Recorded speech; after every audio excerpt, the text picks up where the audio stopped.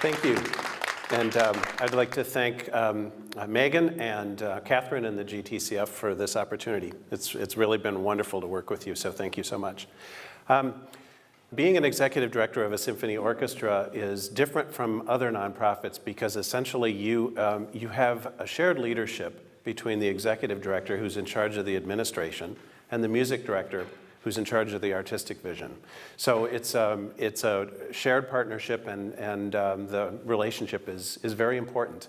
And in 2014, you may know that Symphony Tacoma, formerly known as Tacoma Symphony Orchestra, hired a new music director. We had gone through a lengthy search process, and we brought to Tacoma a new artistic leader, Sarah Ioannidis.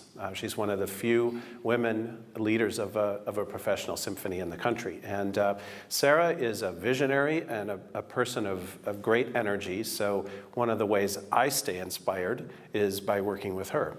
And during her first season, we did all kinds of new and different things to change the organization. And one of the first things we did was to change our mission statement. And our new mission statement is building community through music. So the interesting thing about that's different from our old mission is the focus is on community, not music. Music is the means to the end of building community.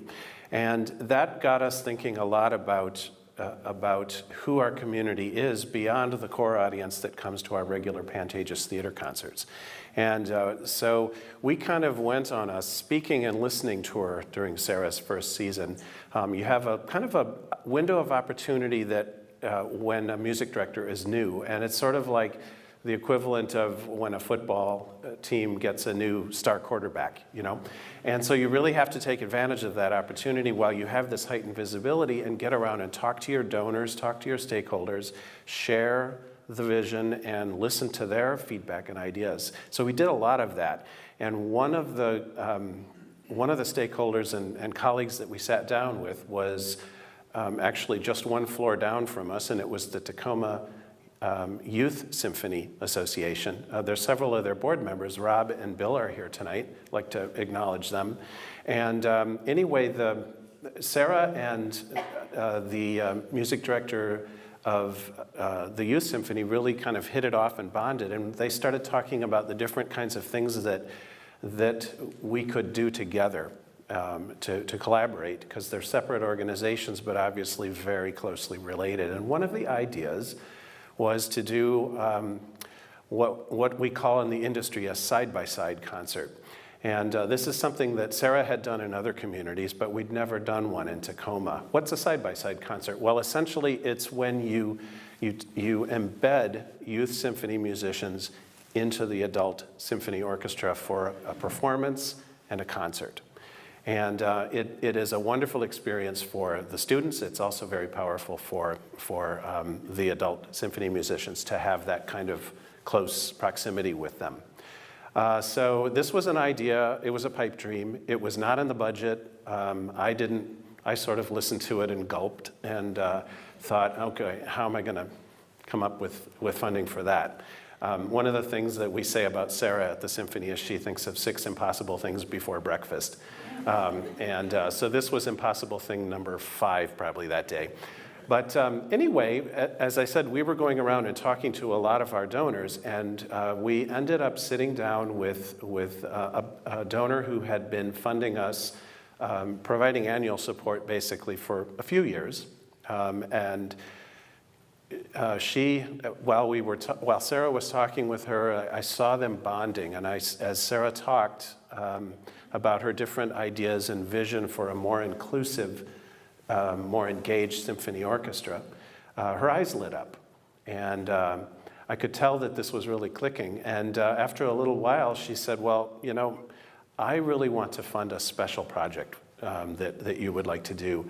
Do you have any specific ideas? Do you have any specific projects that you would like funded? And we said, well, yes, we do, as a matter of fact. And what we asked is if we could come back in a week with sort of a menu of different options, because we wanted to come back with some specific ideas on what different things would cost. And she said, yes, that would be great. So we made an appointment for about 7 days later. And I came back and I sat down with her, and in the interim I had drawn up basically 3 different options, going from the top of the page to the bottom, from least expensive to most expensive. And the most expensive one was the side-by-side concert at the bottom. Well, she picked that one. So that was really exciting. It was just one of these wonderful moments of excitement. And I basically walked out with a check that would enable us, so I thought, to do the side-by-side concert. Then Sarah and Paul Elliott Cobb started really talking and planning this concert. And I had initially thought of it as we would do a relatively small, modest size, Beethoven-sized orchestra, which is about 60 players in the Rialto Theater, and not charge any admission. So this gift would enable us to do that and open the doors to the community and have a free community concert. So that was my original idea.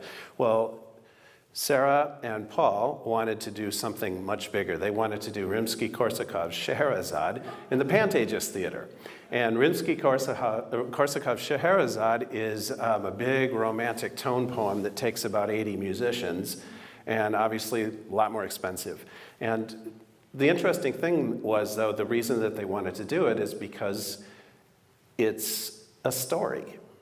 And this whole thing today is about storytelling, which is really interesting, but it's a story about Scheherazade, the queen, who is telling a story, Arabian Nights. And so it totally made sense why they would want to do that for an audience of children and families. So I looked into what it would cost, and of course it would cost a lot more.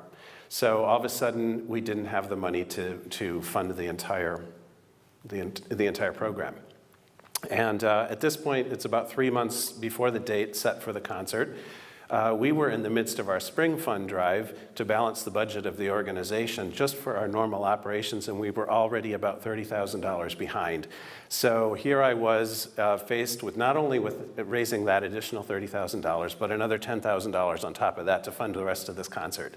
And it was a very daunting prospect at that point. So we looked at the options, and for a while there, we thought, well, maybe we can't go ahead with this concert because we really didn't want to add to a potential deficit at this point, is what we were looking at. And I also considered going back to the donor and asking for more money, but I just felt like I didn't know her well enough to do that. This was a much bigger gift than she'd ever given before. And it just felt like it would be a faux pas. So I and a couple of board members sort of opened up our Rolodexes, if I can use an outdated expression. Nobody has Rolodexes anymore, but we opened them up. And we kind of looked for different relationships that we had that maybe hadn't been tapped. Because this was a very different kind of concert, and so we thought, well, maybe there are corporations who would like to sponsor this who wouldn't necessarily sponsor one of our regular concerts. But they would sponsor this because it was a free community concert and involved kids. And we came up with a short list of people that we would approach. And at this point, it's about 2 months out.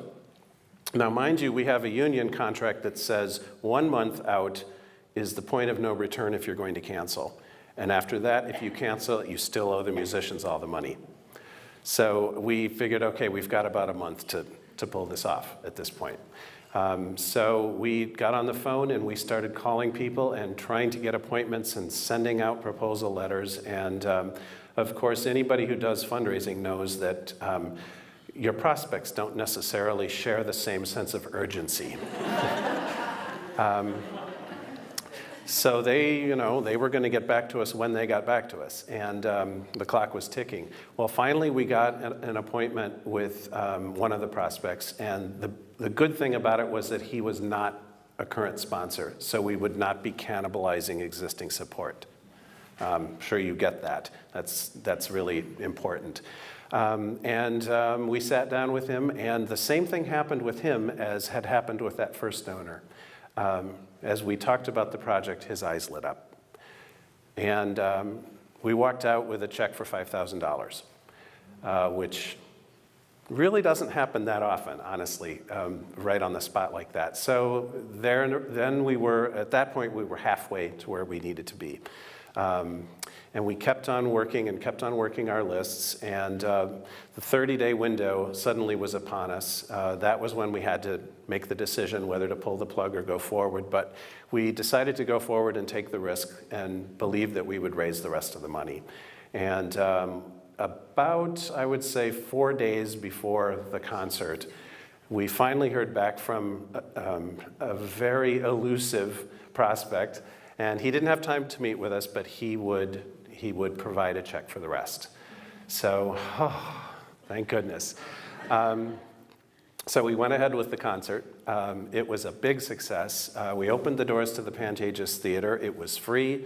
And we saw people in the theater that had obviously never seen it before. You could tell, you know, when these little kids walk in the theater and they see that architecture and their jaws drop and their eyes light up. And then they see this big, huge ensemble on stage.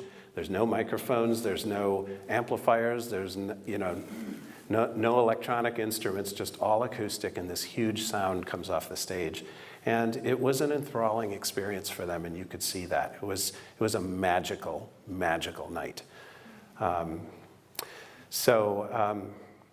guess what I learned from this experience was, first of all, that you get what you give, and if you're only willing to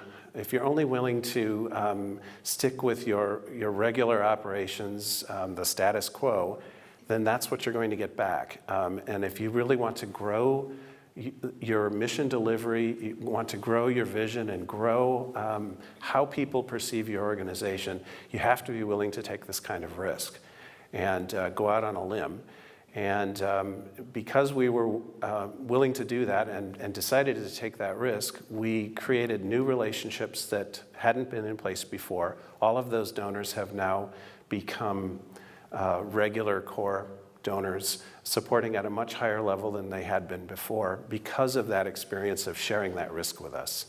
So it was a wonderful experience, and we're very grateful. So thank you.